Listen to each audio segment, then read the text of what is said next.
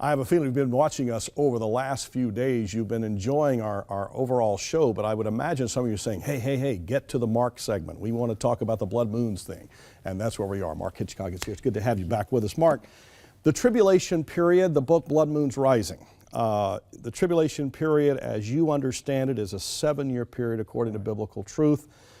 You see it divided, and most do see it divided into 2 segments. Is the first half different than the second half? It is. One of the things I always like to point out too is a lot of people think the rapture starts the 7-year tribulation.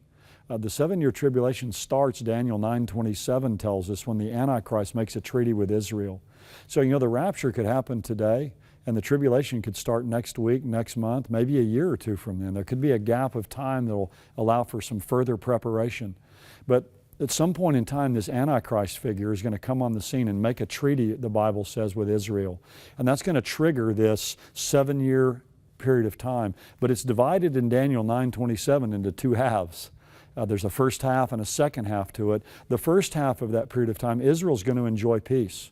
And I think at the beginning of the tribulation, there's going to be a time of worldwide peace. It says in Thessalonians, while men are saying peace and safety, then sudden destruction is going to come on them. So the world is going to finally get its desire of having some peace and prosperity. Yeah. But at the midpoint of that tribulation period, there's going to be some events that happen that trigger the Antichrist in is going to take the world over. And so that second half of the tribulation period, that last 3.5 years, he's going to dominate the world and rule the world, and it's going to be a reign of terror that's going to come really when he's on the earth. So the first half is going to be Antichrist forming the coalition, or made the coalition with other nations around the world, and a peace treaty is signed with Israel. So there's peace, and we've got the global currency going on with the mark of the beast, and so there's prosperity.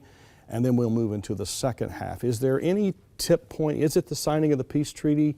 How far along is it? Is it maybe 3.5 years after the signing of the peace treaty that begins to take, you'll see the peace and there's some kumbaya in the world. And then there's a tip point. In the last half, is Antichrist basically breaking the deal? He does, yeah. It says at the midpoint of that covenant, of that 7-year period, he breaks the treaty with Israel. So I call it one of the greatest double crosses of all time.